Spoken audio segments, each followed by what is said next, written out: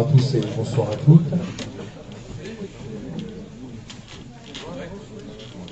vais démarrer dans quelques instants. Installez-vous confortablement.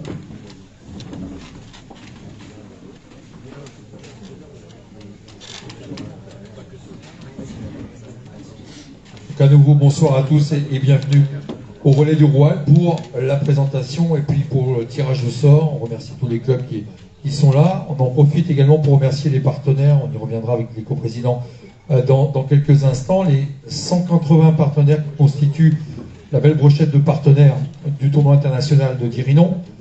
Les 450 bénévoles qui eux aussi sont à saluer parce que le bénévole aujourd'hui c'est très important pour la richesse d'un tournoi et puis pour la logistique, les arbitres, les buvettes, la restauration, tous ces différents points qui font la réussite d'un tournoi. On remercie aussi les 220 familles d'accueil, sans qui rien ne serait possible, ces familles d'accueil que nous remercierons. Alors je vous rappelle que le tournoi de Dirinon est plus qu'un tournoi, c'est aussi une aventure humaine extraordinaire pour ces jeunes footballeurs et footballeuses. Pour rappel, le tournoi s'est installé en 1995 à Dirinon, après avoir été créé du côté de Plonéo 13 en 1992, installé au complexe Olivier Kerdraon, et chaque année, les plus beaux effectifs du monde se succèdent. Près de 10 000 personnes viennent durant le week-end pour saluer et encourager les différentes performances de nos jeunes footballeurs en herbe. Il y a aussi l'esprit du tournoi qui se poursuit après 25 éditions. Cet esprit, on le retrouve autour des terrains, proche des buvettes, un moment très convivial que chacun apprécie. Sans revenir en détail sur l'intégralité du palmarès, on se souvient que c'était Plumeur 56 qui avait été les premiers lauréats en 1995 ici à Dirinon et qui ont inscrit en U11 leur nom au palmarès, et Bourg-l'Évêque en catégorie U13. Nous avons salué des clubs prestigieux tels que le Paris Saint-Germain en 1998, le Stade Rennais qui a remporté le succès à 6 reprises, Lille en 2004, les Glasgow Rangers en 2006, Arsenal, bien connu, en 2008 et 2009, l'Olympique Lyonnais, participation de 2013, 2010 et 2014, l'AS Roma, qui en fut lauréat en 2018 dans la catégorie U11, Dakar, qui est venu également s'identifier parmi les clubs participants en 2006 et 2007, le Racing Club de Strasbourg, qui avait obtenu 4 succès, notamment celui de 2004. Nous avions retrouvé Arsenal, également lauréat en 2003, le FC Metz en catégorie U13 sur la saison de 2002, et au niveau du tournoi des filles, là aussi, nous avons eu de belles apparitions, puisque des équipes telles que Lyon, 2016 et 2018, Lorient et Lorientaises se sont imposées en 2017, et le Montpellier Heroes Sporting Club en 2019, tenant du titre. D'ailleurs, les tenants du titre sont, et on se le rappelle, l'Olympique de Marseille, qui s'était imposé devant West Ham dans la catégorie U11 en 2019, et le Montpellier Heroes Sporting Club devant Lille LOSC Métropole en U13 filles, c'était lors de l'édition 2019. Pour l'histoire, on se souvient que l'AS Roma s'est imposé en 2018, j'en ai parlé il y a quelques instants, l'AS Saint-Étienne 2017, Vannes Olympique Club devant le Football Club de Nantes, donc que des clubs prestigieux s'imposant notamment en 2016, le Racing Club de Strasbourg en 2015 aux dépens de l'Olympique Lyonnais. Et dans la catégorie filles, les U13 filles, les succès sont revenus à Montpellier, qui avait acquis le succès de belle manière en 2018 et en 2019. Le Football Club de Lorient qui remportait le derby de la Bretagne aux dépens du Football Club de Nantes, c'était l'année précédente en 2017. Et l'Olympique Lyonnais qui s'adjugeait le premier succès du tableau féminin, c'était en 2015, pardon. Et comment ne pas évoquer les joueurs qui ont marqué de leur empreinte les premières éditions et qui ont connu leurs premières heures de gloire au complexe Olivier Kerdraon.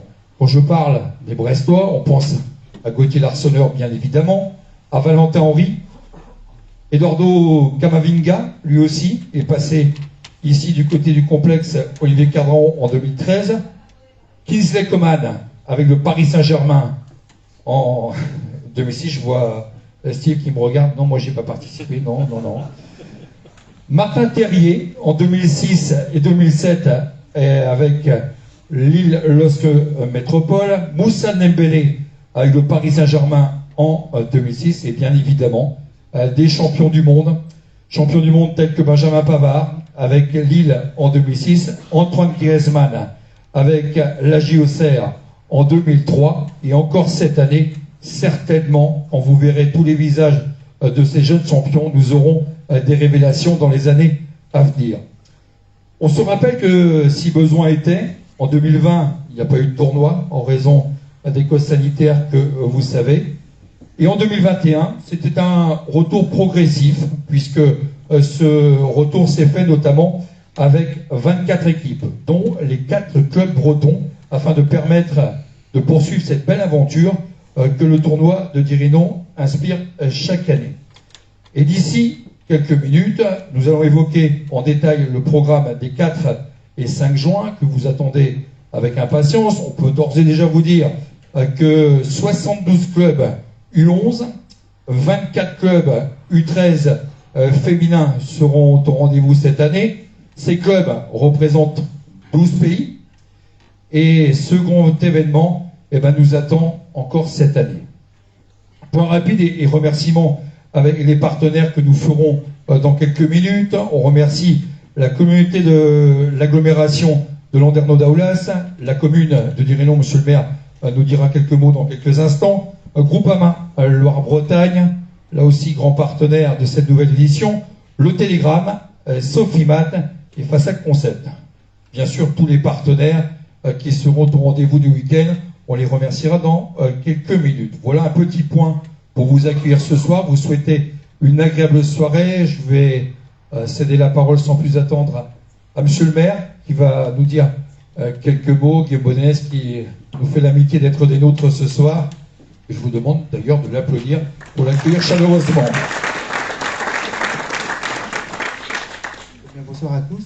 Bon, c'est toujours un plaisir de prendre le micro. C'était pas prévu, donc je n'avais pas prévu de discours spécialement. Non, juste un petit mot pour vous dire que c'est évidemment une très grande fierté pour la municipalité de Dirinon et pour tous les Dirinonnais d'une manière générale d'accueillir ce tournoi. On se voit régulièrement avec les organisateurs du tournoi pour régler différents problèmes. La municipalité est tout à fait motivée là, pour ce retour du tournoi. D'ailleurs, je pensais que c'est quand même très fort comme retour parce que oser concurrencer le tirage au sort des poules de la Coupe du Monde et réussir à le concurrencer avec votre tirage au sort, c'était quand même ambitieux et bravo à vous. Merci. Merci, monsieur le maire. Et on remercie d'ailleurs tout l'ensemble du conseil municipal qui attend avec impatience cette nouvelle édition qui sera du reste à la 26e édition. On va accueillir les 2 coprésidents, Erwan et Olivier, que vous allez saluer aussi chaleureusement. Et à travers les applaudissements que nous faisons, c'est l'ensemble des bénévoles du club que nous saluons. Je leur cède tout de suite la parole. Merci Grégory. Bonjour, bienvenue à tous. Alors, monsieur le maire m'a un peu coupé l'herbe sous le pied parce que j'ai prévu de parler un petit peu de la Coupe du Monde, effectivement, donc merci Guillaume. Donc, on voit en tout cas que nous avons affaire à une assemblée de connaisseurs, parce qu'effectivement, choisir le tirage du tournoi de Dirinon plutôt que le tirage de la Coupe du Monde, c'est bien joué. C'est bien joué, vous allez voir qu'ici, ça devrait bien se dérouler. Alors, je vais dans un premier temps faire des présentations, parce qu'on est quand même nouveau à ce poste. En tout cas, ça va être notre premier tournoi international. Donc, moi, c'est Erwan Troidec. Donc, je suis à Dirinon depuis 2003. Donc, devenu vrai Dirinonnais, même si mon club de cœur, quand même, l'ES Plounévinter, reste quelque part en moi. Et va peut-être jouer les premiers rôles cette année, attention. Donc voilà, on remplace René, j'y reviendrai un tout petit peu tout à l'heure. Et je vais passer la parole à mon coprésident, Olière. Merci Erwan, merci Greg, merci tout le monde et bonjour à tous, bonsoir. Moi je m'appelle Olivier Cadran, Olivier Cadran, bénévole au tournoi depuis plus de 20 ans, donc nouveau à ce poste évidemment comme Erwan, bénévole au tournoi depuis plus de 20 ans, et comme Erwan, vice-président depuis plusieurs années auprès de Franchic d'abord et de René. Donc vous voyez, on travaille dans la continuité, Erwan dira tout à l'heure, mais on doit être moins bon que nos copains précédents parce qu'eux, ils étaient présidents tout seuls et nous, on est à deux pour assurer la charge. Donc voilà, la charge était longue. Voilà, et voilà, bienvenue à tous et c'est très très chouette de vous retrouver ici pour le tournoi 2022. Alors, je vais juste faire rapidement la genèse du tournoi, parce qu'on a la chance d'avoir, je crois, la totalité des présidents, des anciens présidents. Jacques Varier, donc on remplace des présidents qui se sont succédés. Donc Dom Pont, qui a créé le tournoi et qui était président de 1995 à 2001. Donc tu peux peut-être te lever pour...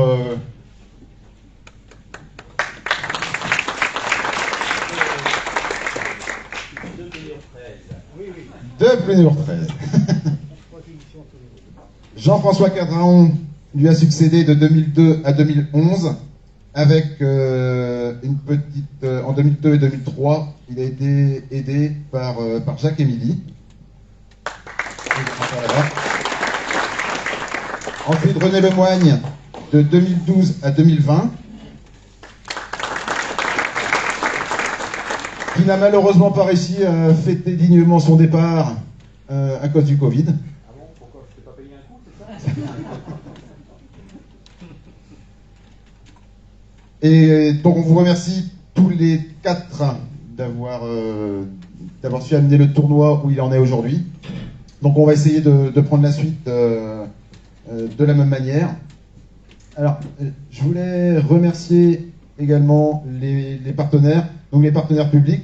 Évidemment, la mairie de Dirinon, représentée ce soir par donc Guillaume, que vous avez vu, Aline, et je vois Anne aussi qui est là. La CAPLD, donc la communauté de communes du pays de Landerneau d'Aoulas. Le conseil départemental, représenté par Julien Poupon, qui est là quelque part aussi. Qui représente également la CAPLD. Le conseil régional, le conseil... oui, ben voilà, je crois que j'ai fait le tour. Alors, évidemment, un remerciement particulier aux 180 partenaires privés sans qui on ne pourrait pas organiser le tournoi. Il faut savoir que le tournoi de Dirinon, c'est un budget de fonctionnement de 140 000 €. Donc, pour faire fonctionner la machine, il faut des partenaires. Donc, je remercie vraiment tout le monde. Et alors, ce qui s'est passé là pendant les 3 dernières années, alors c'est vrai que la pandémie nous a empêché d'organiser le tournoi en 2020. En 2021, on a réussi à organiser un tournoi des clubs partenaires. Donc ça a très très bien fonctionné. Et malgré ce temps, nous ne sommes pas restés inactifs, puisque pendant cette pandémie, nous avons mis à profit notre temps libre pour élaborer une nouvelle charte graphique.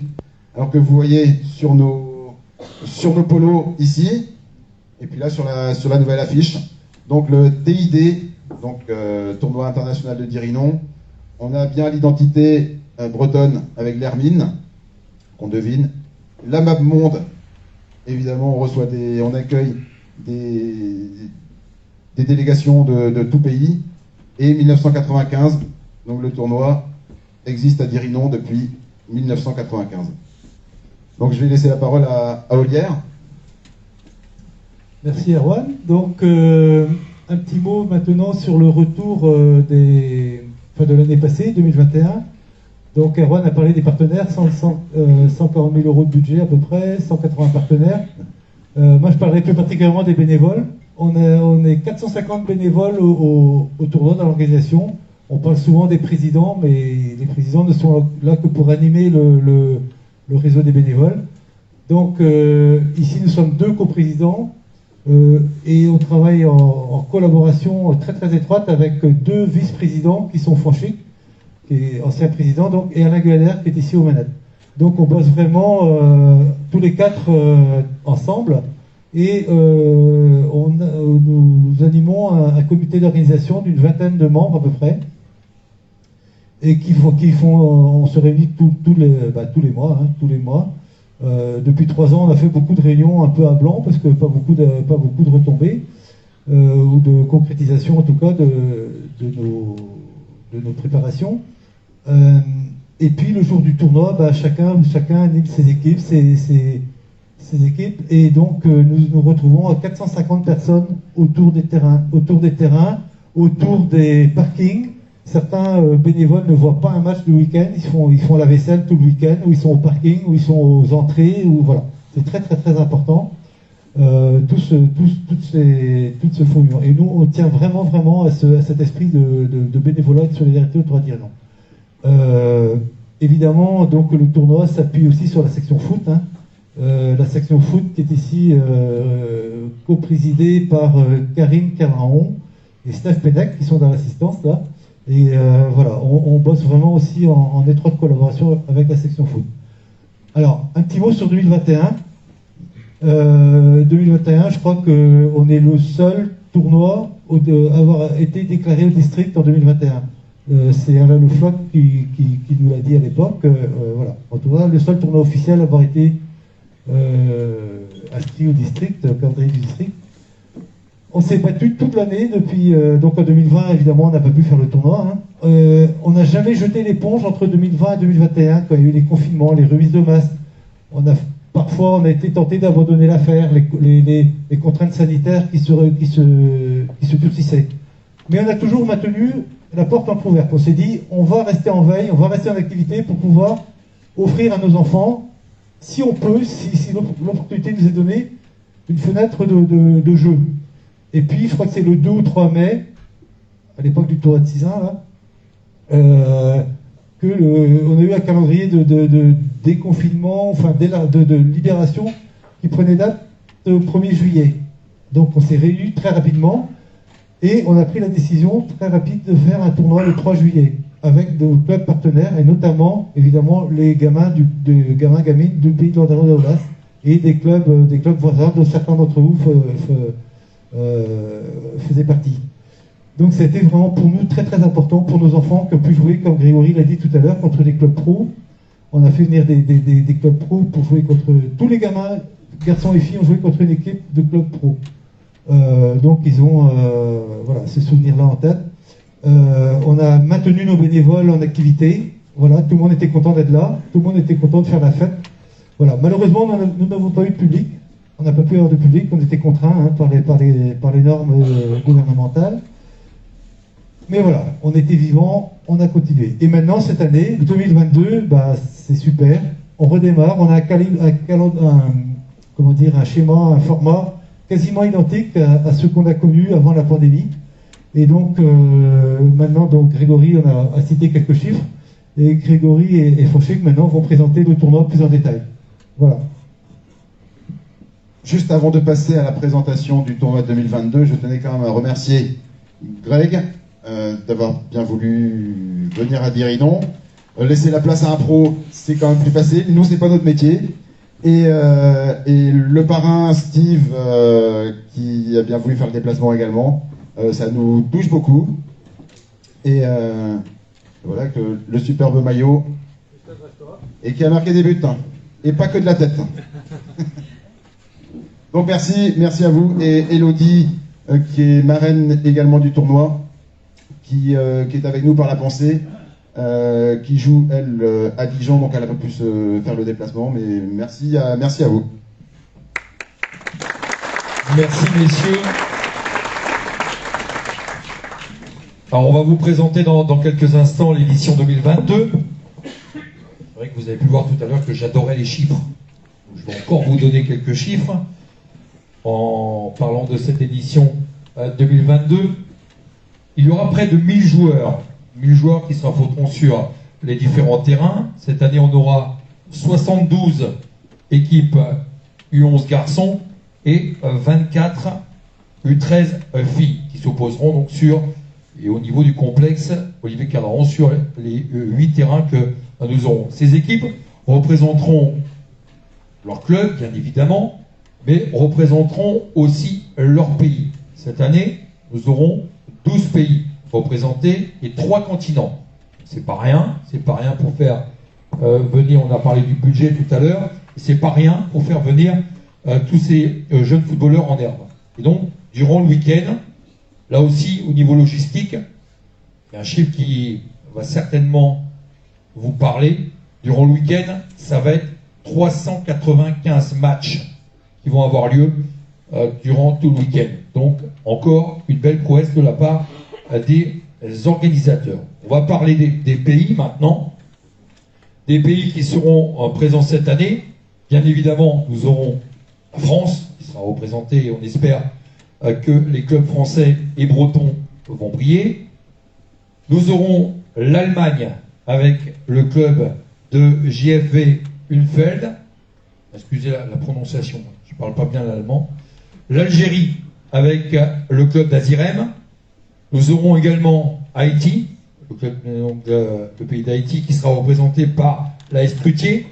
La Roumanie, où nous aurons le Pimob. Alors Ziget qu'on dit Siget. Parle mieux le roumain que moi apparemment. Et nous aurons un deuxième club, dont on en parlera dans quelques instants, le Pouletina Timisoara, donc qui sera présent pour la première fois, on en parlera d'ici quelques minutes. Le Portugal, qui sera représenté par le FC Porto et par Benfica. Nous aurons l'Espagne avec le Betis Séville, l'Angleterre et ces deux clubs que nous retrouverons cette année dans les différents matchs et championnats que nous aurons dans le week-end, le St. Dave Chang et le club de Vauxhall qui seront présents, l'AS Monaco. La Suisse sera représentée par l'Étoile Rouge de Carouge. La Belgique, qui on le sait au niveau international est toujours omniprésent, et nous aurons pour un retour après quelques années d'absence, le club d'Anderlecht, et sans oublier les USA avec le club du FC La Roca. Donc voilà un avant-goût de tous les pays qui seront présents cette année, les 12 pays. Nous allons mettre en lumière avec Jean-François quelques clubs, parce que c'est vrai que parmi ces clubs, il y a évidemment quelques clubs phares. Alors, on ne donnera pas les favoris, parce que les favoris, on ne connaît pas les effectifs encore de toutes ces équipes, mais bien évidemment, il y a des clubs phares, comme notamment l'Olympique de Marseille, tenant du titre au niveau de la catégorie U11. Quand on est tenant du titre, c'est une mission particulière, mais c'est aussi un club qui est très très riche. Oui, effectivement, tenant du titre en 2019, en ayant fait l'exploit quand même de battre juste avant la finale l'équipe de la Roma de Benfica, donc West Ham en finale. Donc c'est un beau parcours. Ils reviennent remettre leur titre en jeu, donc c'est super important pour nous. Mais comme tu disais, Greg, on va mettre en valeur quelques équipes, mais les 96 équipes qui participeront au tournoi ont vraiment toute leur place et sont toutes aussi importantes les unes que les autres. Et les clubs que vous représentez font vraiment la richesse de notre tournoi et la réussite de notre tournoi. C'est grâce à l'enthousiasme de vos gamins, de vos joueurs, éducateurs, familles d'accueil, supporters, parents, grands-parents, qu'il y a une belle atmosphère au tournoi d'Irinon. Et c'est aussi pour ça que ces clubs-là, qu'on va citer, viennent et reviennent au tournoi d'Irinon. Donc bravo à tous. Et en tout cas, on vous associe à la réussite de l'événement. Donc là, vous avez l'image de Montpellier. Alors, s'il y a l'image de Montpellier, c'est non plus pas un hasard. C'est pas Alain qui avait envie de mettre en évidence Montpellier, parce que l'équipe de Montpellier, au niveau féminin, avait remporté le tournoi en 2019. On sait que la préformation, c'est une belle politique du Montpellier Hero Sporting Club, et c'est pas Steve qui me démentira là-dessus. Il a passé par Montpellier, et nous avons des jeunes filles qui aspirent demain à être en division 1, même si elles sont en catégorie U13, et nous avons des joueuses prestigieuses telles que Camille Abidi notamment, qui a fait partie de cet effectif montpelliérain, et un effectif montpelliérain qui déjà a fait parler de son empreinte en 2019 et qui certainement cette année sera encore redoutable.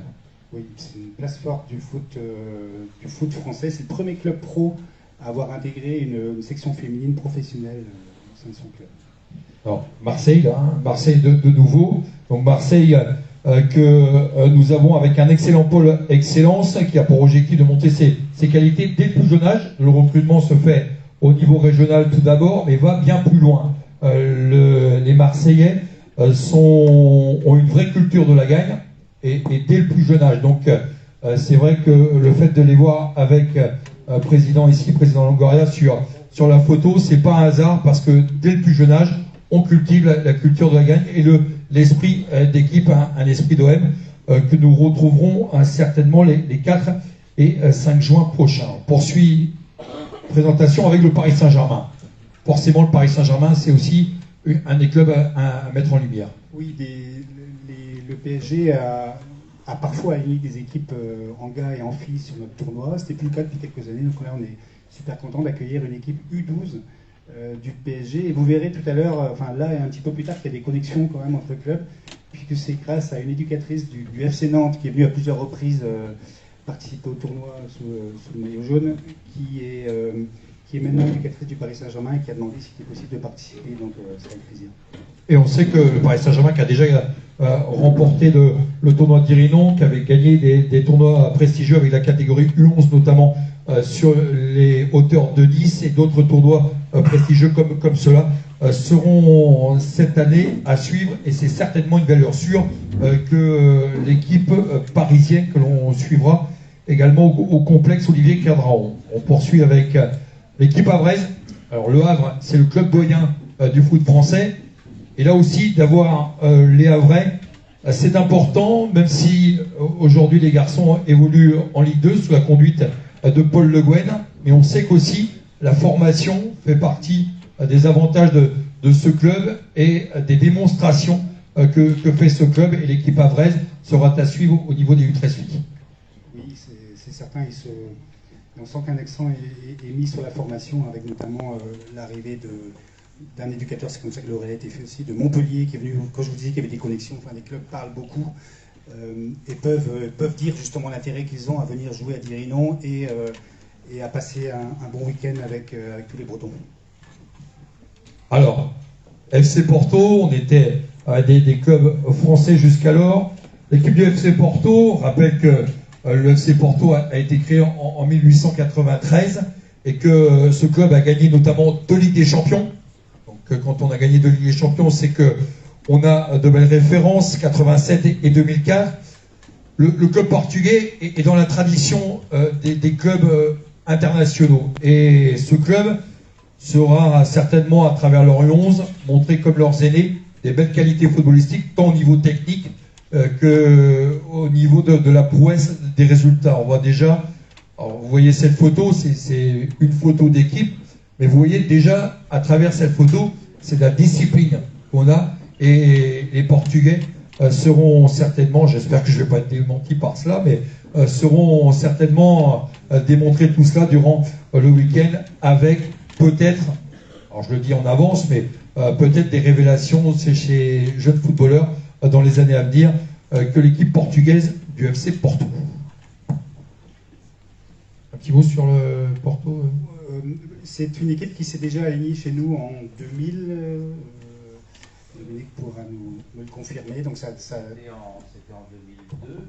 C'était en 2002. Ils ont été battus en quart de finale par l'Atlético Madrid. 1-0. Voilà, le Jean-Paul Olivier de Pont qui nous a rejoint.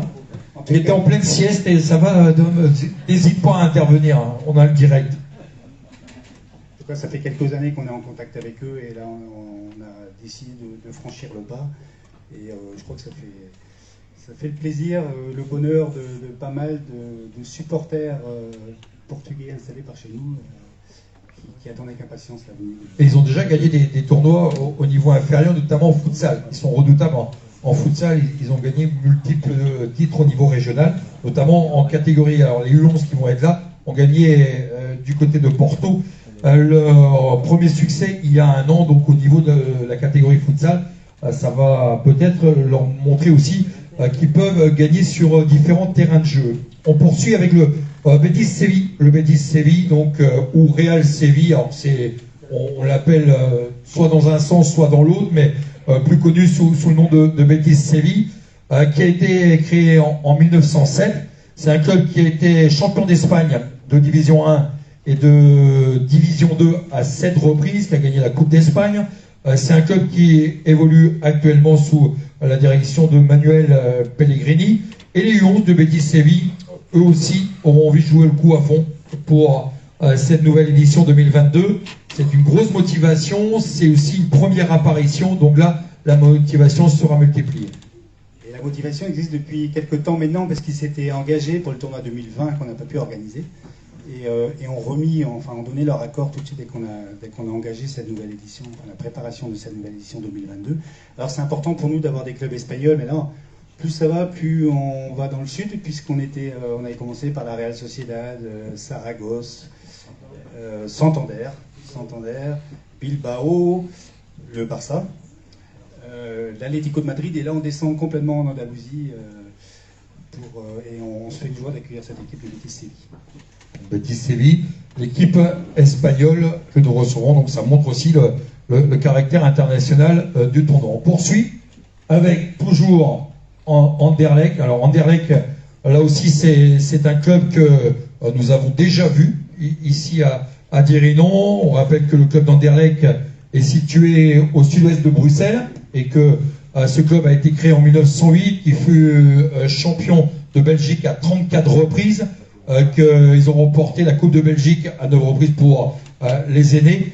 Et le club d'Anderlecht s'inscrit dans la durée sur toutes les compétitions. Ils ont participé à la Coupe UEFA, à la Coupe des Coupes, tous ces différents titres amenant aussi un excellent domaine de voyage pour ces joueurs qui sont régulièrement affichés sur les différents tournois en Belgique, mais aussi ailleurs. Donc c'est des joueurs qui sortent bien de leur territoire et qui devraient eux aussi valoir le déplacement. Les équipes qui seront opposées à Anderlecht vont avoir tout de suite le bleu de chauffe à mettre en route, parce que c'est une équipe certainement très sérieuse. Oui, effectivement, c'est une équipe qui figure dans le championnat national du 11. Mais c'est vrai que la Belgique, c'est un petit pays, donc les déplacements ne sont pas trop éloignés, mais pas trop longs, pardon. Mais c'est une équipe ou un club qui est bien suivi en Belgique, où on appelle les Mauves. Donc ça sera, comme tu dis, Greg, une équipe à suivre. Le Royal Sporting Club d'Anderlecht. Donc on suivra. Et le dernier club qu'on avait envie de mettre en lumière, alors c'est le club des USA. On parle de soccer souvent là-bas. Et aux USA, là aussi, on a la belle pratique au niveau, non pas, alors c'est pas un touriste que vous avez sur la photo, hein, non, c'est bien l'entraîneur, hein, c'est bien l'éducateur qui est avec eux sur la photo. Et le club de l'UFC La Roca, eux aussi, aura des possibilités, des qualités à démontrer. C'est un petit peu la découverte pour ces footballeurs, mais aussi pour le tournoi de l'Irinon de découvrir une équipe des États-Unis. Oui, c'est pas le club le plus connu qu'on a cité aujourd'hui, mais c'est pas grave, c'est aussi ça. Tout à l'heure, Greg, tu parlais d'un beau stade, une belle équipe avec voilà, là, c'est un football qu'on connaît peut-être un petit peu plus aussi à travers cette photo-là, et tout le monde a sa place à Dirinon. Et bien sûr, les équipes américaines qu'on a parfois reçues il y a quelques années sont les bienvenues ici. On est bien content de recevoir une délégation de ce pays. Donc ça se situe dans l'état de l'Utah, Salt Lake City. Voilà. Et donc nous allons parler donc en détail maintenant avec Laurent. On va revenir sur le règlement, parce que pour qu'il y ait un tournoi, il faut un règlement pour que tout se déroule de belle manière, et du programme qui nous attend les samedis samedi 4 et 5 juin prochains. Donc Laurent va nous donner en détail le règlement déjà, et ensuite le programme du week-end. Oui, alors bonjour, moi c'est Laurent Goriou, donc je suis responsable du podium et un petit peu de la planification de tous les matchs du week-end. Alors le samedi, ça va se dérouler de la manière suivante. Rendez-vous des équipes donc à 8h30 au complexe. Donc là, tout le monde passera au secrétariat, valider son arrivée. On prépare donc un défilé, donc départ à 9h du terrain, pour un défilé qui prendra la direction de la mairie. Voilà, donc là il y aura l'accueil du maire, la lecture du code du sportif. Et donc les matchs vont démarrer à 11h samedi pour le premier tour. Pour la fin de la journée, alors vous voyez, c'est assez dense. En fait, le samedi, on a à peu près, alors, exactement 240 matchs à jouer. Donc c'est énorme. C'est pour ça qu'on verra dans le point de règlement, sur les durées de match, il y a une petite précision à vous apporter. Ensuite, le lendemain, donc, bonne nouvelle, tout le monde est qualifié pour le dimanche. Donc les équipes se retrouveront à 9h pour le second tour. Donc il se déroulera sous forme de poule le matin, je vais vous expliquer après. Et ensuite les phases finales à partir de 14h30 sur les deux tournois. En espérant, si tout va bien, normalement on est à l'heure, on termine, voilà, les finales, dernière finale à 18h.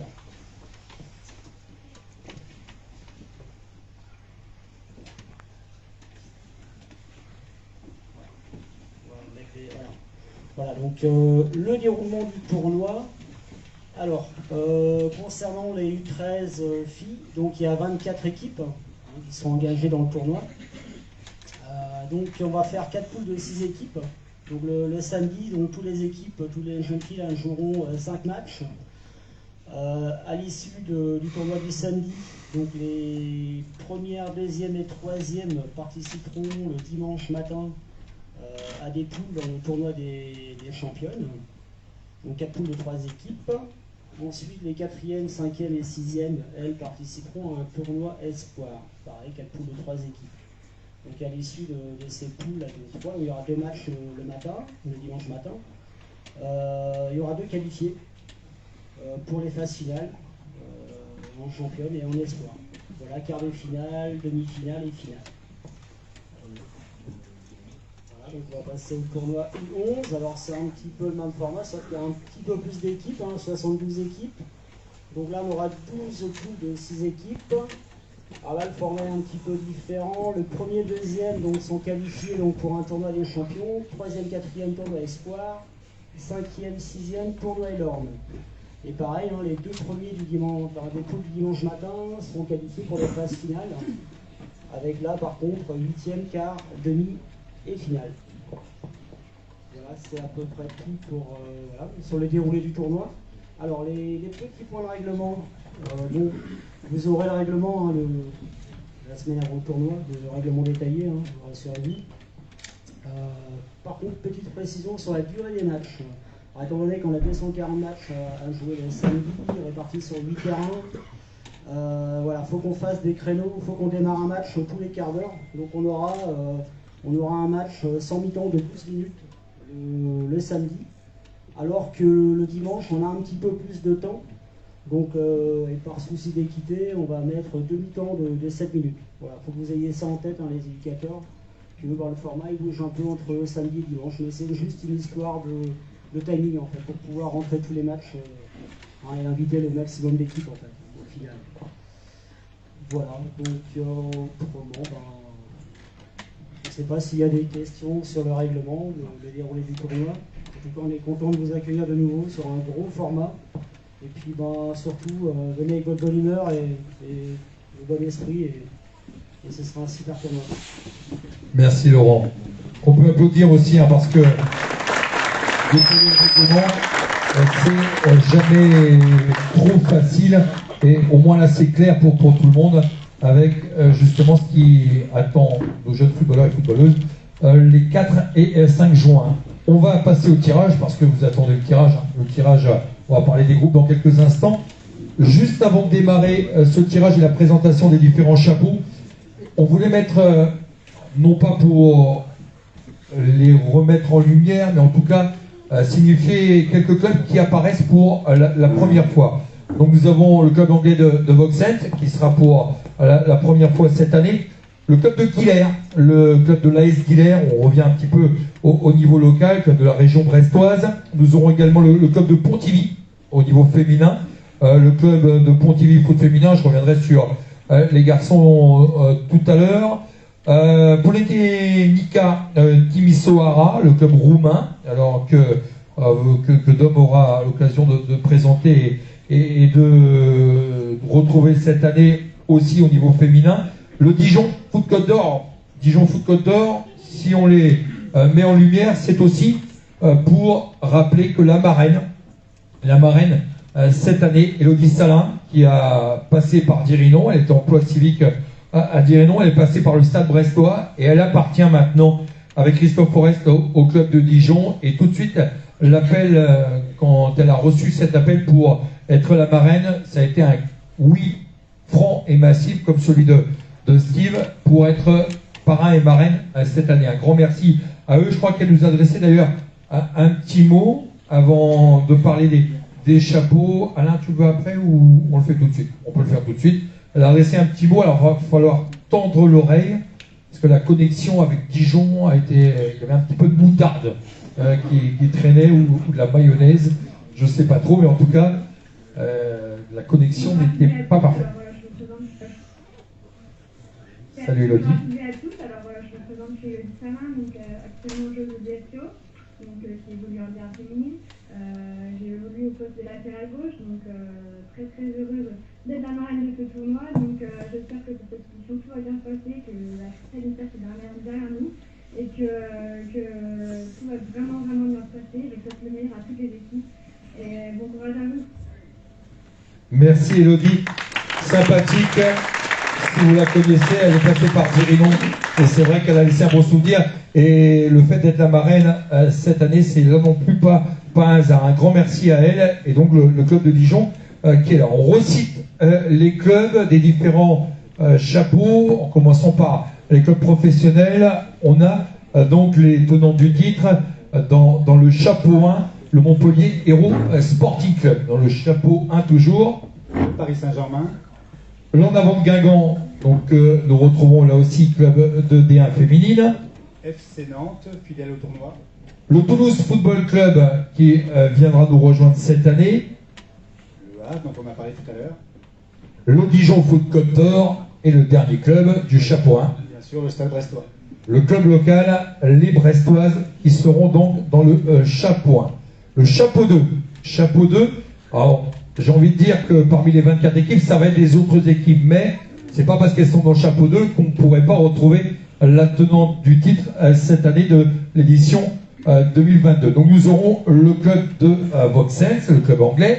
Le Politehnica de Timisoara en Roumanie.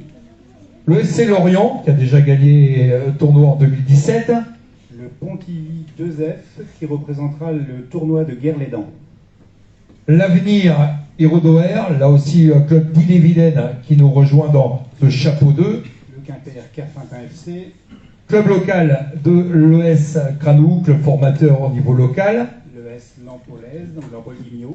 Nous aurons le club de Plougonvin, la jeunesse de Plougonvin qui sera présente dans ce chapeau 2. Le Racing Club Lesnevien.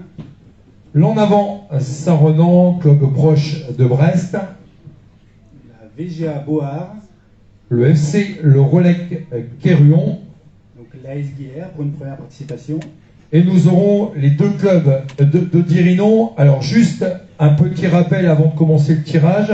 Si d'aventure les clubs de Dirinon venaient à tomber dans le même groupe, il y aurait un changement de groupe. Voilà pour la bonne sportivité du tournoi. Donc on a pratiquement tout dit sur les 24 équipes. On a envie de souhaiter bon courage et un bon tirage à tout le monde. Et la meilleure manière de le faire, c'est d'applaudir très très fort ces 24 équipes que nous allons avoir. Alors, pour procéder à notre tirage, vont venir nous rejoindre Léonie. Léonie, elle est U9. Là aussi, elle mérite des applaudissements, Léonie. Et en U10, va devant, parce qu'on ne te voit pas. Et en U10, Noémie. On peut applaudir également. Alors, on va d'abord avoir le... Noémie, vous venez par là, les filles. Allez. Dans chacune de votre tour, vous allez prendre un ticket. Est-ce que vous avez Alors. assez grande? Hop, prenez un ticket. Hop, et vous le montrez. On va être dans le groupe M. C'est le premier groupe. Hein. Groupe M. Ouais, pourquoi M? C'est que les U11, c'est de A à N, voilà. Ça... Alors, montre-nous. Ici d'abord. Alors, l'en avant Guingamp.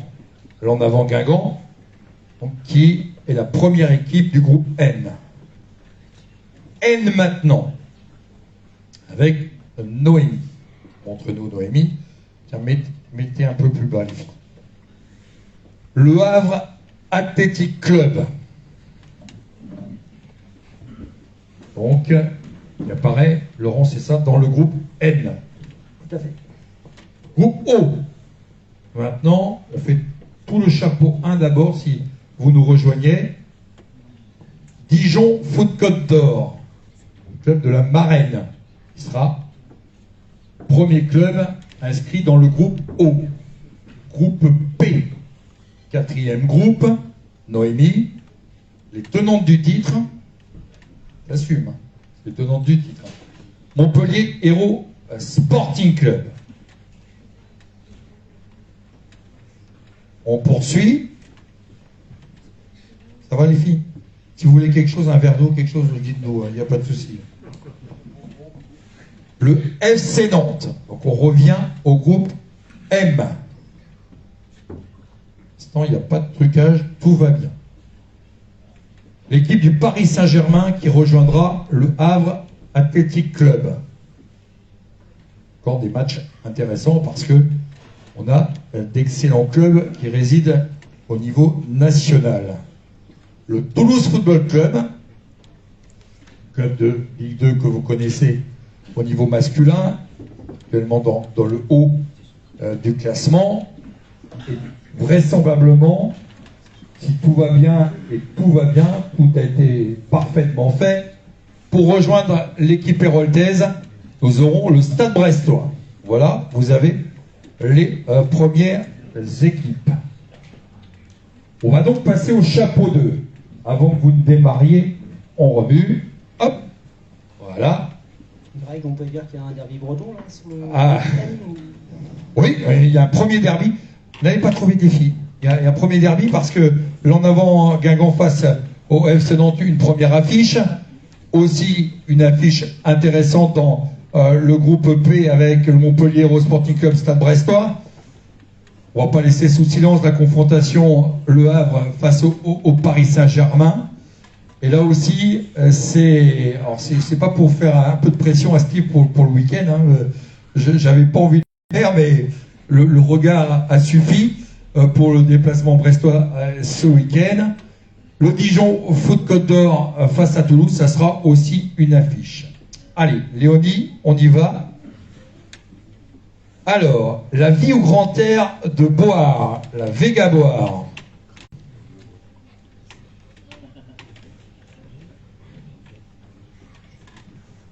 Le groupe N, comme celui de Noémie, avec l'en avant Saint-Renan.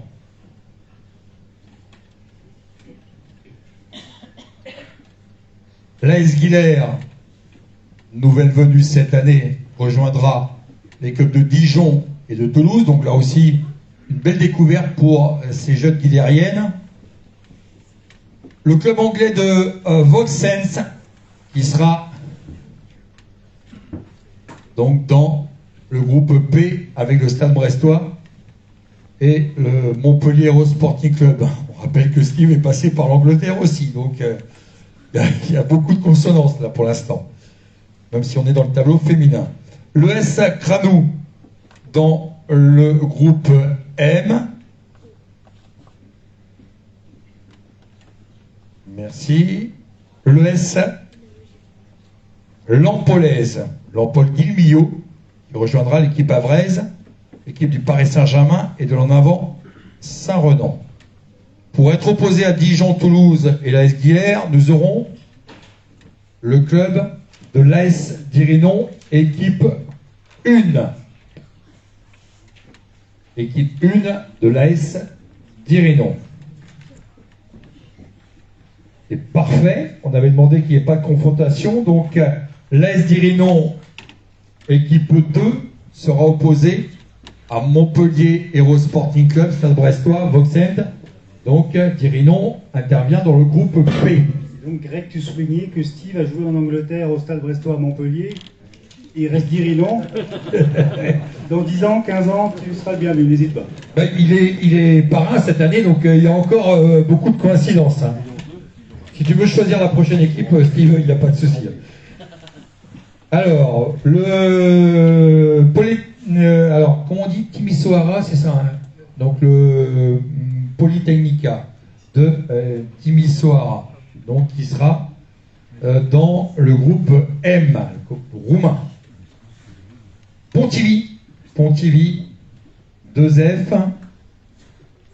elle interviendra dans le groupe N. Le FCRK, le FC Relais Quéruon, dans le groupe O.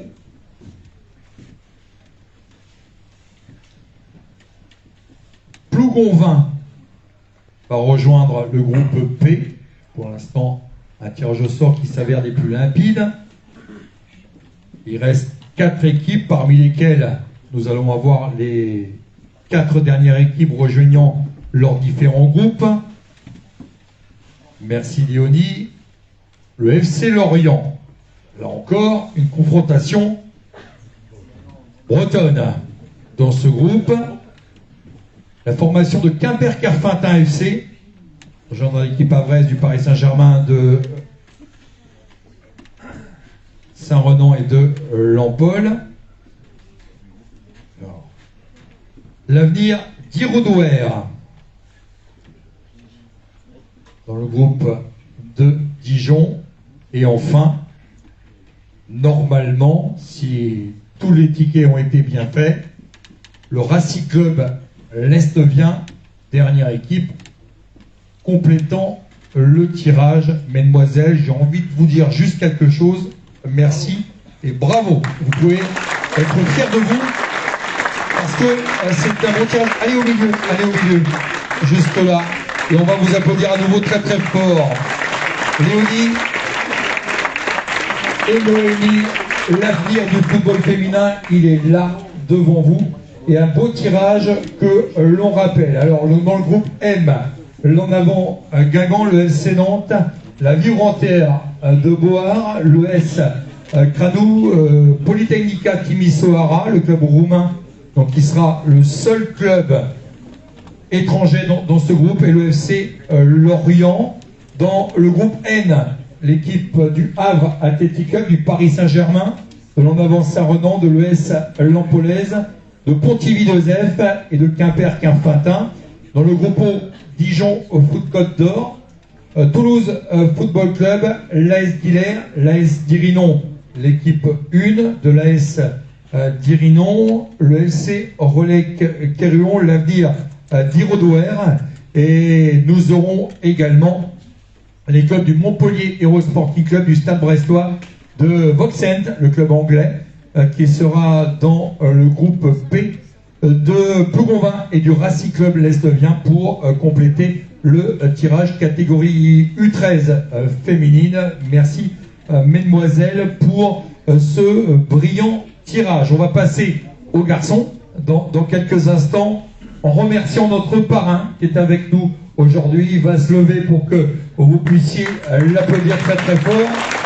Philippe Mounier qui nous rejoint, international béninois, qui est avec nous, qui était en sélection il y a encore quelques jours. Il nous fait l'amitié d'être des nôtres aujourd'hui, ce soir, pour ce tirage au sort. Alors c'est vrai que quand on parle de tournoi international, on a dû en participer à quelques-uns. Steve, ce tournoi de Dirinon, c'est aussi une rampe de lancement. On a vu tout à l'heure Antoine Griezmann qui a été évoqué. On peut parler également de celui qui est sous les feux de la rampe actuellement, Jonathan Klaus. Il est passé par Dirinon, donc c'est vrai que tous ces joueurs ont passé par là, et c'est important que de se lancer à travers différents tournois comme ça.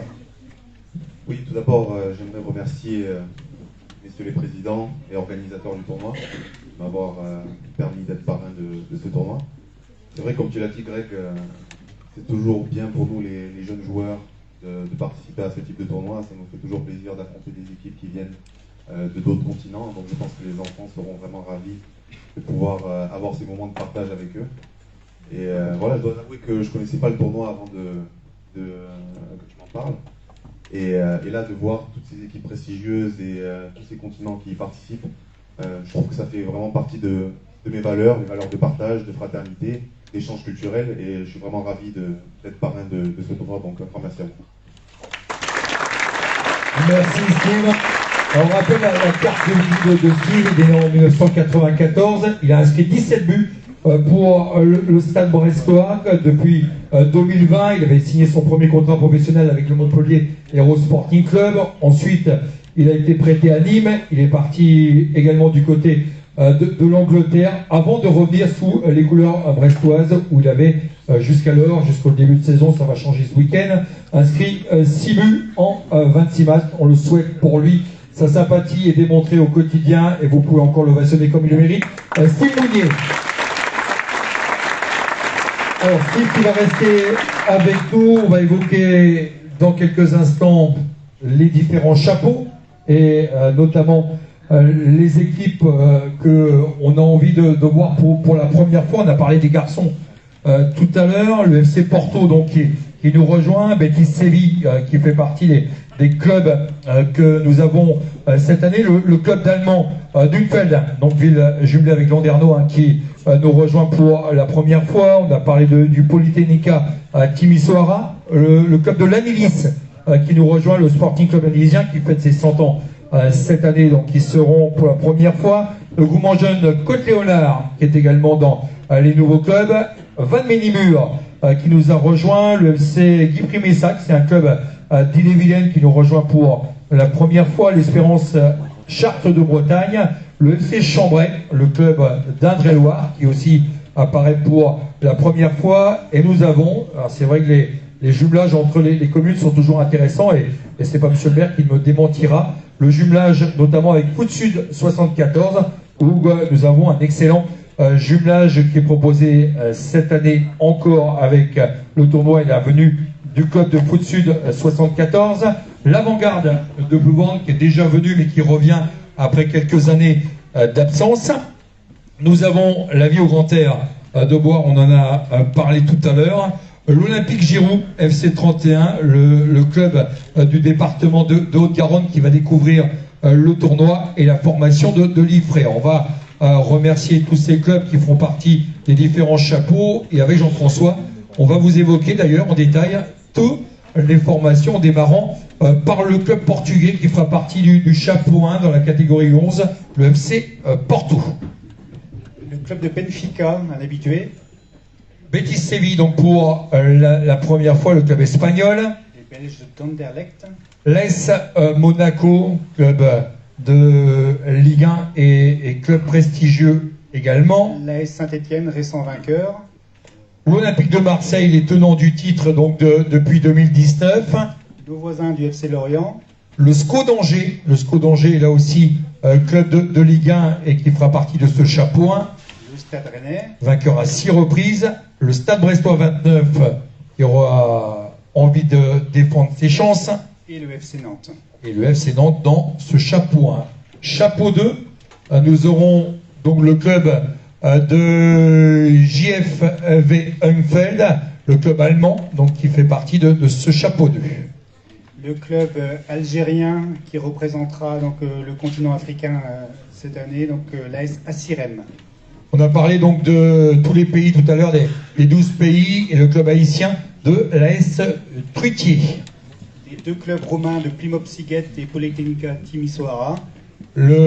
Alors nous aurons l'Étoile Rouge de Carouge, le club suisse. Le club de Sandey en Cornouailles anglaise. Le club des États-Unis et donc le FC La Roca. Le Paris FC. L'En Avant Guingamp, club breton. Le VOC Vanosé. Le Vanosé qui a déjà gagné également. Et l'US Concarneau, club de National, dans ce chapeau 2 qui, on l'espère, avec leurs aînés, parviendra à monter à l'étage supérieur au niveau de la Ligue 2. On poursuit avec le chapeau 3. Foot Sud 74, donc nos jumeaux de Doussard. Donc ils seront présents. Le FC Beau, le club morbihanais du FC Beau. Saint-Jacques-les-Pins. Le club du FC Trégor et de Bégard, qui sont les deux clubs costamaricains présents dans ce chapeau 3. Le FC Francoville, donc en région parisienne. On évoque également le club de Haute-Garonne avec le FC Giraud Olympique. L'US Liffré, club cher à Mathieu Le Scornet, du Stade Rennais maintenant du RC Strasbourg. Alors on remercie Alain pour Vannes Ménimur, parce que je ne savais pas qu'à Vannes on avait 3 N, mais peut-être que... Ah si, c'est une nouveauté, c'est pas mal. Vannes Ménimur, cher à Olivier Priol. J'avais envie de me détendre, c'est pour ça. Cher à Olivier Priol, Vannes Ménimur. Le FC Guy Primessac. Bon, club d'Ille-et-Vilaine également. L'Espérance Chartres de Bretagne. Et le FC Chambray. Et le FC Chambray. Et Chambray un petit peu, mon cher Alain. Et on démarre donc avec ce club-là. Les clubs locaux, là aussi, important à retrouver tous ces clubs locaux, parce que sans ces clubs locaux, il n'y aurait pas de tournoi. Et il n'y aurait pas aussi un esprit de tournoi qui se démontrerait. Et on remercie d'ailleurs les représentants de clubs qui sont avec nous ce soir. On va les saluer globalement, et en commençant par le patronage laïque du Bergogne qui est avec nous, qui seront le premier club dans ce chapeau 4. Le nouveau club du FC Plounémater Plouéderne. On s'était obligé de passer par Plounémater, autrement Erwan aurait quitté la présidence immédiatement. Avec le Stade Andernéen, club voisin. Roman de Jeunes, les 4 clochers. L'Amicale laïque de Coatodon, qu'on retrouve régulièrement près du centre. L'ES Crano. L'AS Cizin, le Tréhoux. L'US Cléder Sidéril. Le Racing Club l'Est-Vien. Nos voisins du Phare, la RAD. Le football associatif de la RAD, qui organise un magnifique tournoi en salle d'ailleurs, où Dirinon y participe tous les ans. Le FC Châtelain. Nos voisins de l'ES Mignonne. On a beaucoup de voisins. En fait, tous nos voisins participent au tournoi. Voilà, voisins et amis d'ailleurs pour les différentes confrontations que nous allons avoir. Les gars de Saint-Yves de Bourg-Blanc et le Sporting Club de la Milice, dont on disait qu'ils fêtent leurs 100 ans et leur première apparition cette année. L'Étoile Saint-Yves de Ploudaniel et le Racing Club de l'Opérette. Nous aurons également le groupement jeune de la Presqu'île de Grezon et les Pautrettes Dispute d'Ergué-Gabéric. Le FC Relec-Quéruillon et les gars du Ranguipava. La formation de l'Andivisio FC et le groupement jeune du Haut-Léon, là aussi un excellent groupement qui sort d'excellents joueurs. Groupement de jeunes de la Côte-Léonarde et la Saint-Pierre de Milizac. La Vieux Grand Air de Boire qu'on a vu chez les filles tout à l'heure et qui seront présents au niveau de la catégorie U11 garçons, ainsi que le Landerneau Football Club. Ploucastel FC, Plouzané Athletic Club. L'avant-garde de Plouborne-Cher à Yvon-Leroux notamment, et le FC Gouinou. Quimper-Carfintin et le Stade Plavénécois. Nous aurons l'US Rochoise et nous aurons les 3 clubs, de groupement jeune Elorn équipe 1, 2 et 3. Et là encore, on rappelle que si d'aventure le tirage venait à avoir ces mêmes équipes dans le même groupe, nous aurions un chambement de groupe automatique à effectuer pour que la confrontation et que le tournoi soit le plus homogène possible à travers les différentes confrontations. On va pouvoir démarrer le tirage, remercier Steve qui va être accompagné, parce qu'il y a beaucoup d'équipes, hein. Il y a 72 équipes, donc on n'a pas envie d'être là à minuit quand même, pour le tirage de sort. Et on va demander à Mathéo de venir nous rejoindre. Mathéo, il est en catégorie U7, lui aussi mérite des applaudissements.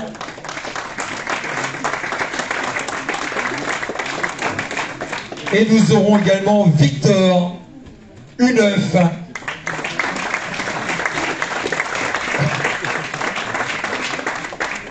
Le check de départ pour se souhaiter bon courage.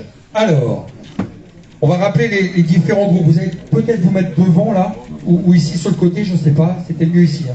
Sur le côté, vas-y Steve, de l'autre côté.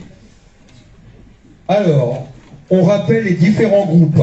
Nous allons avoir le groupe A, B, C, D, E, F, G, H, I, J, K, L. Je suis en train de revoir mon alphabet. Donc, les différents groupes que nous avons, et on procède d'abord au chapeau 1. Chapeau 1, donc, est la première équipe. Allez, Mathéo, vas-y. Mathéo, il a été sympa avec moi, il a mis son nom derrière. Comme ça. Steve, tu aurais pu mettre aussi sur ton pull derrière. Alors, allez Mathéo, montre-nous. Première. Ouais. Montre-nous. Le SCO d'Angers. Dans le groupe A. Victor, tu nous dis. Deuxième équipe. L'Olympique de Marseille. Il a envie de commencer très très haut. Groupe B. Steve. Groupe C. Benfica. Benfica dans le groupe C. Tu nous dis Alain si on va trop vite. Le FC Porto. C'est Porto, l'équipe portugaise du FC Porto. C'est Porto, groupe D.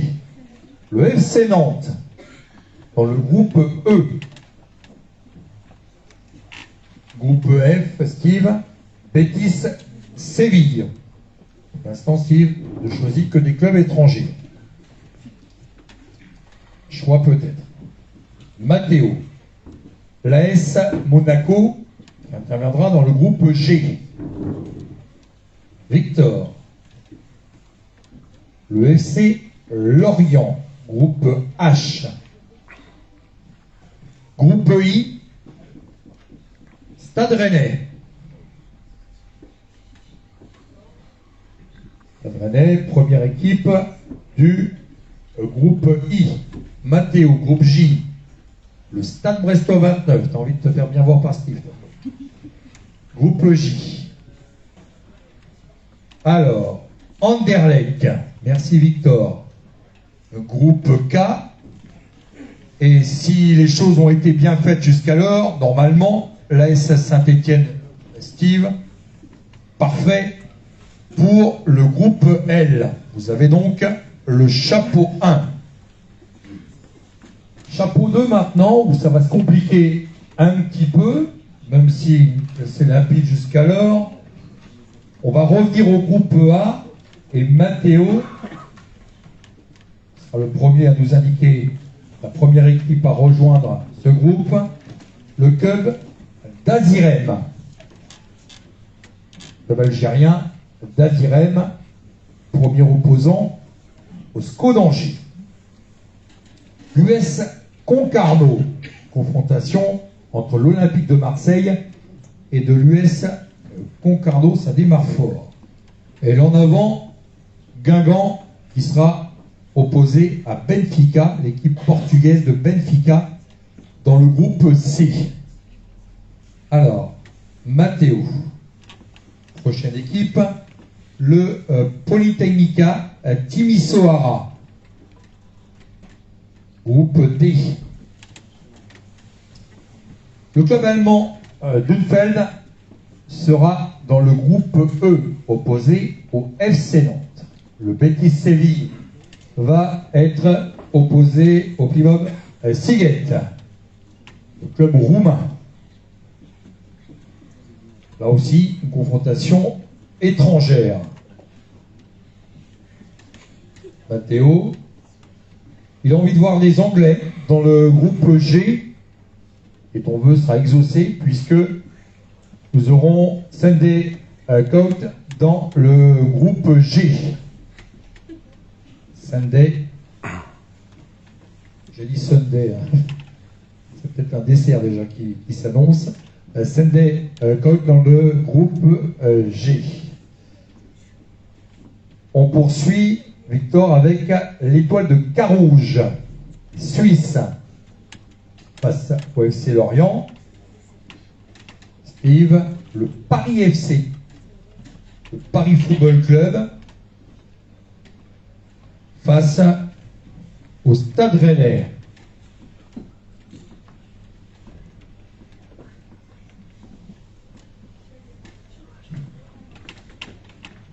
vous avez une connexion tous les deux. Vous avez une connexion parce que Mathéo, il avait le doigt juste dessus et il vient de nous indiquer que c'est l'AS Truquier. L'AS Truquier, le club haïtien qui rejoint le Stade Brestois. Merci Mathéo. Victor, Vannes Olympic Club face à Anderlecht. L'équipe des États-Unis, l'UFC La Roca, face à Saint-Étienne dans le groupe L. Donc, chapeau 2. On poursuit. Chapeau 3 maintenant, on est d'accord, hein? Chapeau 3. Allez, Mathéo. Le foot sud 74. Tout va bien? Ah non, ça va pas bien.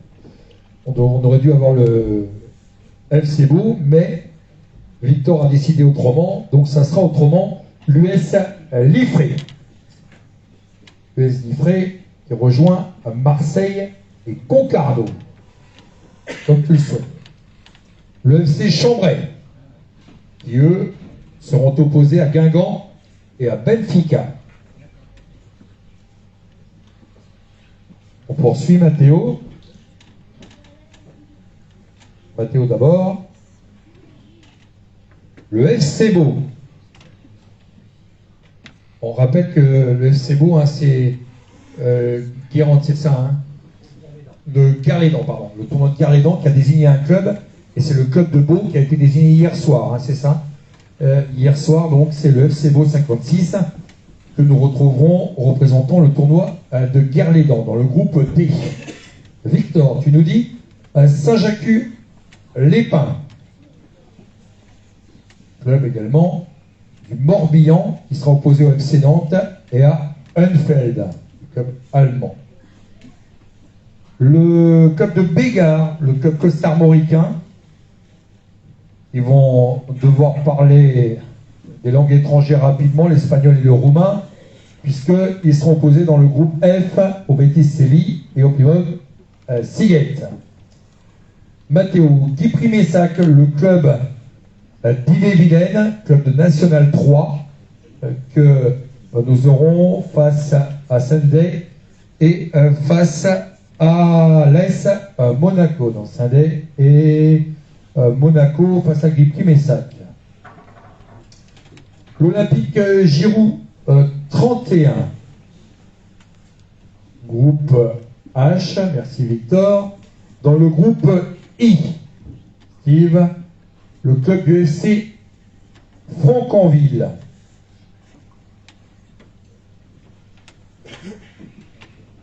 Groupe J, Mathéo, Charte de Bretagne. Le club d'Ille-et-Vilaine face à l'Est Truquier et au Stade Brestois. Victor, groupe K, l'AS, ou en tout cas Vannes Ménimur. Là, il y aura un derby. Vannes Ménimur, en tout cas un derby au niveau de la confrontation, le Vannes Olympic Club et le Vannes Ménimur. Et là aussi, si tout va bien, si tout a été parfaitement régulé, et ça l'est, le FC Trégor. Il y a toujours une tension, hein, quand c'est comme ça, que le bon papier soit dans l'enveloppe qui est tirée, donc le groupe L, avec le FC Trégor. Le chapeau 4, beaucoup de monde dans le chapeau 4, et dans ce chapeau 4, la première équipe qui rejoindra le groupe A, Mathéo, sera le RC L'Opérette. Là, on regarde attentivement, on voit les clubs locaux qui sont attentifs au tirage. Le PL Bergotte, Olympique de Marseille, US Concarneau et Liffré. Je crois que du côté de PL Bergotte, on a gagné la Coupe de France. Vraiment au niveau du tirage. Le FC Rolec-Quéruon, pas mal non plus, avec Benfica en avant, Guingamp et Chambray. Que des beaux matchs à réaliser. Mathéo, le FC Châtelain, ils sont avec nous ce soir. Ils auront l'occasion, là aussi, de se retrouver dans un groupe D intéressant avec Porto, avec Timisoara et le FC Beau. Le Sporting Club de l'Anilis face à Nantes, Humfeld et Saint-Jacques-les-Pins. Et les Gadurins de Kipava seront dans le groupe F. Ça va, messieurs? Tout va bien? Allez, Mathéo, il est prêt pour la prochaine équipe groupe G, et notamment le Plougastel FC. Victor, groupe H. Et l'US Rochoise.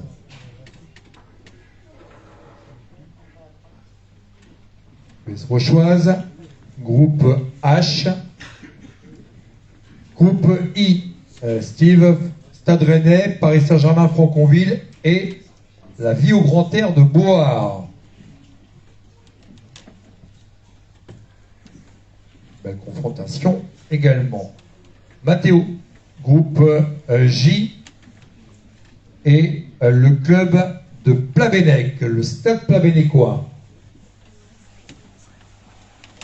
Stade Plabennecquois qui rejoint le groupe J. Groupe K,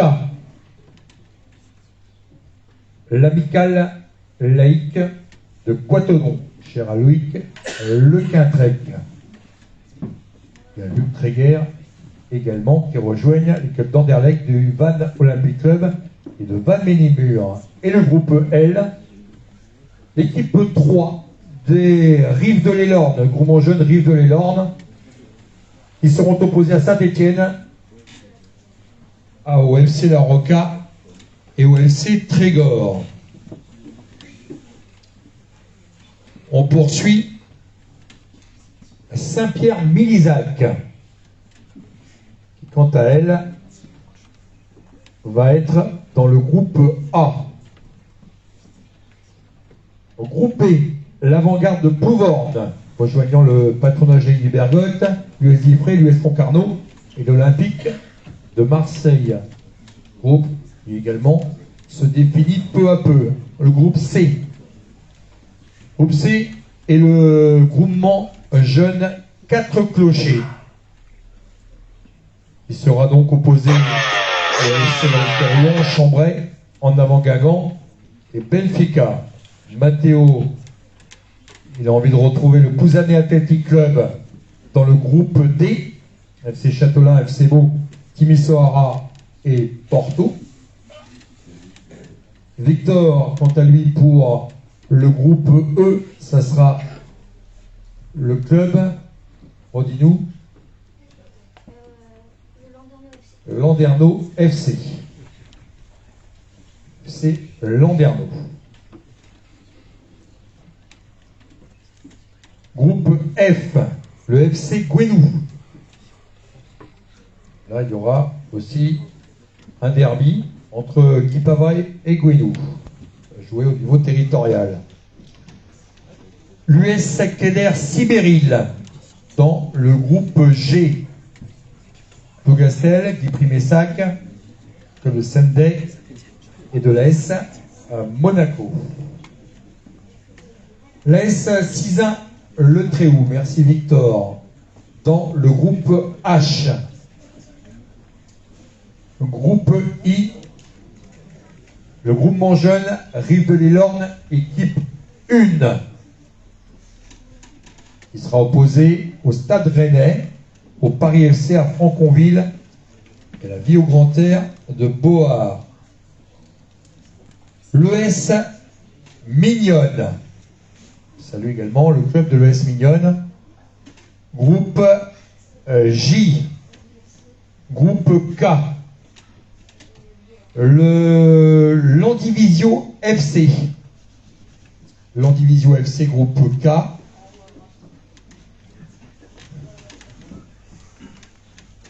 Ça commence à être long, hein, c'est vrai, t'as raison. Là. Avec le Gad Saint-Yves de Bourblanc, Dans le groupe L, la GSI de Bourblanc,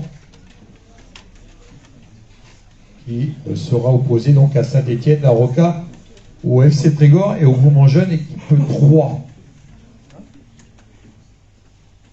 Matteo, il a envie de retrouver les Pautra Dispute dans le groupe A. Les Pautra Dispute Berguet Gabéric. L'ES Cranou, il apparaîtra dans le groupe B. On vous redonnera tout le tirage dans quelques instants. Groupe C, Steve. Et le groupement jeune Oléon. Oui, des représentants s'ils sont parmi nous ce soir. Groupe D.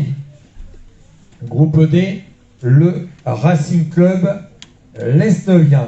Merci Mathéo. Un groupe E, Victor, et le Stade Landernéen. Là aussi, le hasard fait bien les choses. Stade Landernéen qui sera opposé au FC Landerneau. Le groupe F, le football associatif de la RAD.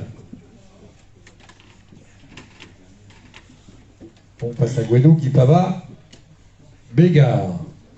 Alors, groupe G. Groupe G.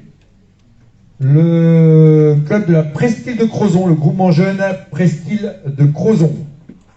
Groupe G. Rive de l'Elorne, équipe 2. La perfection jusqu'alors. Groupe I. Le Quimper-Carfintin FC. Groupe I. Et le dernier tour. Les 3 dernières équipes, elles sont là. L'équipe de Vinter Pouéderne, le groupement jeune Côte-Léonard et le club de Ploudaniel. C'est le club de Ploudaniel qui rejoindra le groupe J. Merci Mathéo. Groupe K. Le groupement jeune Côte-Léonard. Comme si un tirage est fait exprès, Erwan avait demandé que la dernière équipe qui sorte sur le club de Plouné-Vinter veut exaucer, donc il repart pour 10 années de mandat. Donc, Plouné-Vinter, Plouéderne, dernière équipe du groupe L. Vous avez le tirage complet. On peut applaudir nos 3 complices, si vous voulez, avec la relève de demain. Allez devant tous les 3. Une belle photo de famille avec le tirage juste derrière et nos champions qu'on peut encore applaudir très très fort. Ah, je crois qu'on a... Allez-y, venez faire la photo. Prenez votre temps. Ah, vous êtes dans la lumière. Apparemment, ça marche pas. On avance un peu. Il faut avancer un petit peu. Allez les filles pour faire la photo. On va pendant ce temps-là rappeler le tirage. Catégorie 11, SCO d'Angers, Azirem, le club algérien, Foot Sud 74, Racing Club L'Opérette, Sporting, la Saint-Pierre-Bilizac et le Pautre Dispone d'Erguil-Abéric, le groupe A. Groupe B, Olympique de Marseille, l'US Concarneau, l'US Ypres, patronage Laïc Bergotte, l'Avant-Garde de Provence, l'US Cranou, le groupe C. Le club de Benfica, l'en avant Guingamp, Chambray, le FC Relais Quéruon, le groupement 4 clochers, groupement jeune 4 clochers et le groupement jeune Oléon dans le groupe C. Dans le groupe D, le FC Porto, le Polytechnica Timisoara, le club roumain, le FC Beau, le FC Châtelain, le Plouzané Athletic Club, le Racing Club l'Estovien. Groupe E, le FC Nantes, le club Dunfeld, le club allemand, le club de Saint-Jacques-les-Pins, le club Morbihanais, le Sporting Club Ladilis, le FC Landerneau, le Stade Landernéen. Groupe F, Betis Séville, club espagnol, le Pimob Sillette, le club roumain, le club de Bégard, le club des Côtes d'Armor, les Galldurins de Guipava, le FC Guédou, le football associatif de la RAD. Groupe G, AS Monaco, Saint-Décolte, le club anglais, le FC Guy Primessac, Plougastel, FC, l'US Cléder Sibérie, les groupements jeunes, Presqu'île de Crozon, groupe H, FC Lorient, l'Étoile de Carouge, le club suisse, l'Olympique Giroud, le club de Haute-Garonne que nous avons cité tout à l'heure, l'USA Rochoise, la Cisin, le Tréhoux, le groupement jeune, et l'Orne, équipe 2. Dans le groupe I, Stade Rennais, Paris FC, Franconville, le Vieux Grand Air de Bois, le groupement jeune et l'Orne, équipe 1, Quimper-Kerfintin, groupe J, Stade Brestois, l'AS Cuiquet, le club haïtien, l'Espérance, Chartres de Bretagne, le Stade Pas-Bénécois, le S Mignonne et Ploudaniel. Dans le groupe K, Anderlecht, Vannes Olympique, Vannes Ménimur, l'Amicale Laïque de Poitodon, le Landivisio FC et le groupement jeune Côte Léonard. Et enfin, dans le groupe L, l'AS Saint-Étienne, le FC La Roca, le FC Trégor, le groupement jeune et l'Orne, équipe 3, les gars de Saint-Yves de Bourg-Blanc et le FC Boudévinter Coéderne. Voilà le tirage complet effectué. On espère que ce tirage vous a satisfait. Messieurs les présidents, un petit mot peut-être sur ce tirage et sur les remerciements qui sont à faire à l'ensemble des clubs. Merci Greg, merci à vous tous d'être venus. Alors effectivement un tirage qui promet de belles confrontations. Le vainqueur aura eu grand mérite, les vainqueurs, autant féminin que masculin. Une chose, là je vais demander à chaque responsable d'équipe de se rapprocher de Mélanie. Là-bas, ici à votre gauche, pour tout ce qui est hébergement. Et Steve et Greg, vous êtes venus à Dirinon. Donc ça y est, vous faites partie de la famille du tournoi international de Dirinon. Et à ce titre,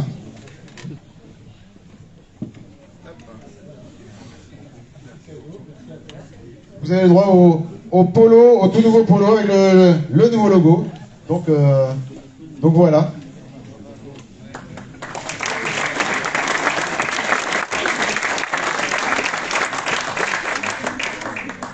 Et puis on va pouvoir continuer la soirée autour d'un verre de l'amitié. Donc voilà, merci à tous. Merci.